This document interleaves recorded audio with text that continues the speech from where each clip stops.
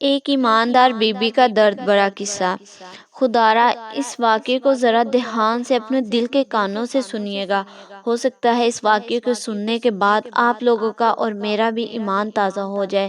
اللہ تعالیٰ آپ لوگوں کو اور مجھے ایمان پر ثابت قدم رہنے کی توفیق عطا فرمائے، آمین۔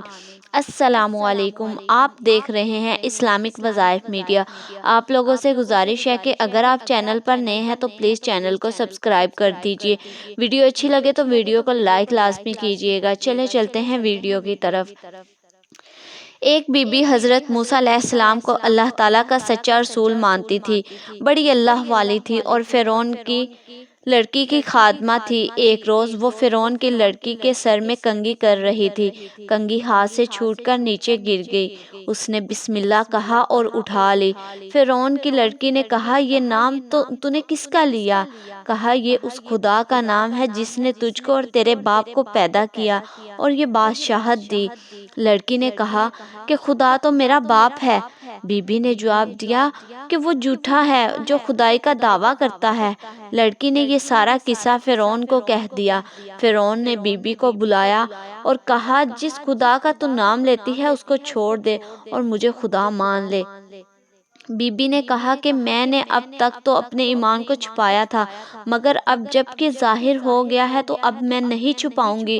اب میں بے خوف کہتی ہوں کہ سوائے خدائے وحدہ لا شریک کے کوئی خدا نہیں، کوئی خدا ہونے کے قابل ہی نہیں، اور میں اپنے اس سچے خدا کو جس نے زمین و آسمان کو اور کل مخلوق کو پیدا کیا ہے ہرگز نہ چھوڑوں گی۔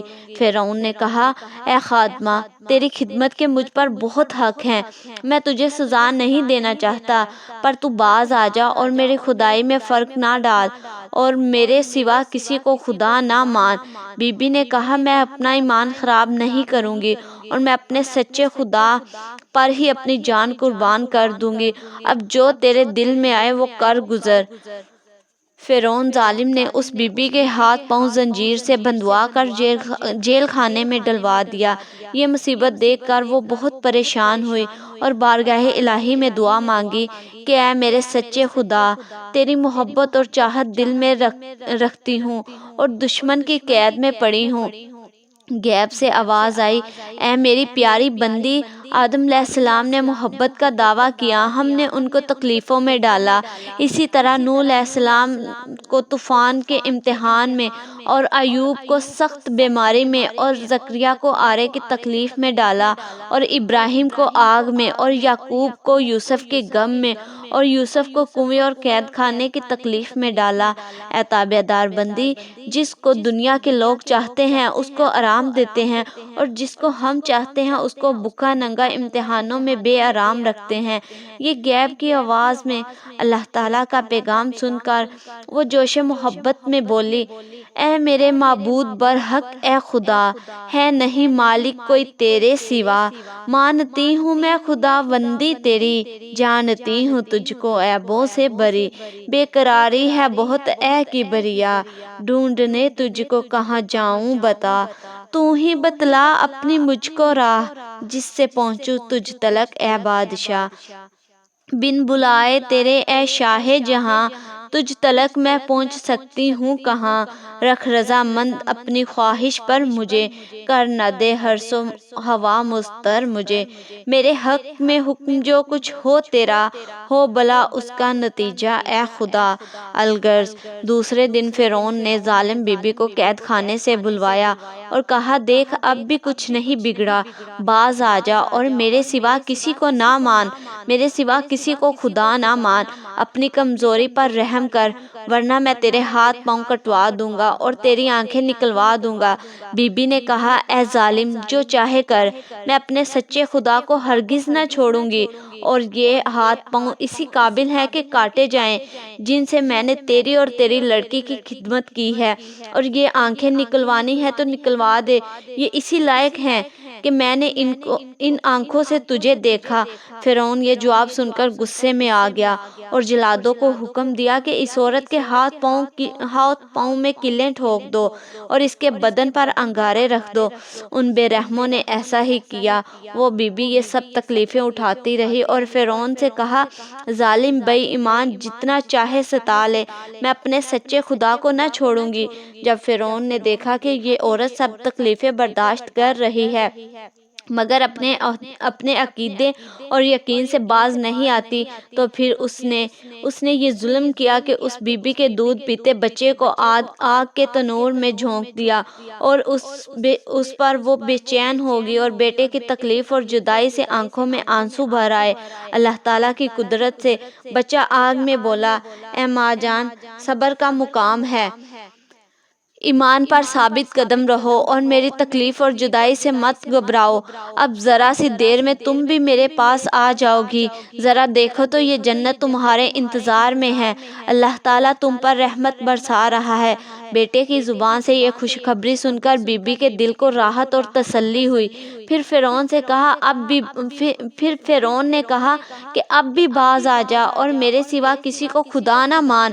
اگر تم مجھے خدا مان لے تو تیری جان بھی بچ جائے گی اور تجھے بہت سارا مال دے کر تیری عزت اور بڑھا دوں گا۔ بی بی نے کہا، اے جھوٹے ظالم، کیا بکتا ہے؟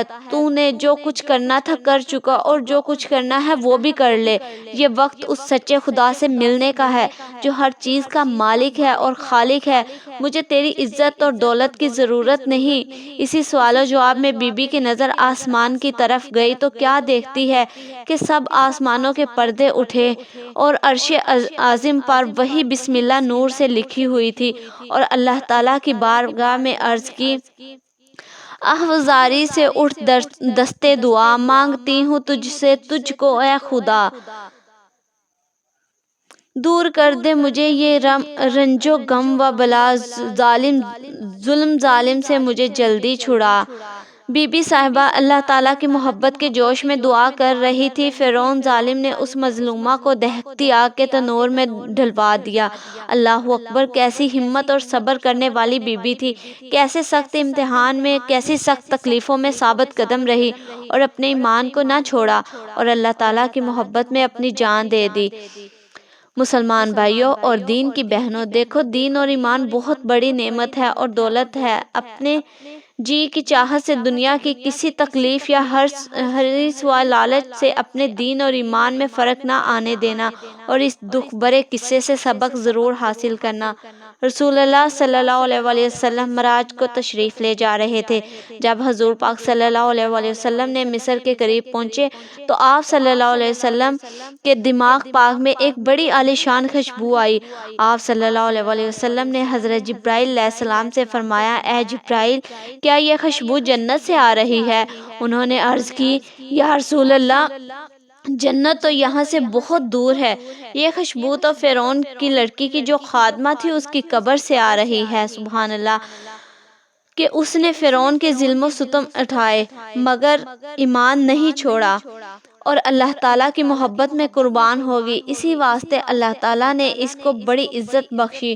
سبحان اللہ! مسلمانوں، خدا کی قسم، ایمان میں اور اللہ کی محبت میں اور تابع داری میں ایسی تیز خوشبو ہے کہ جس خاک میں ایمان اور تابع دار بندے میں مل جائے، اس خاک کو بھی جنت کا نمونہ بنا دے گا۔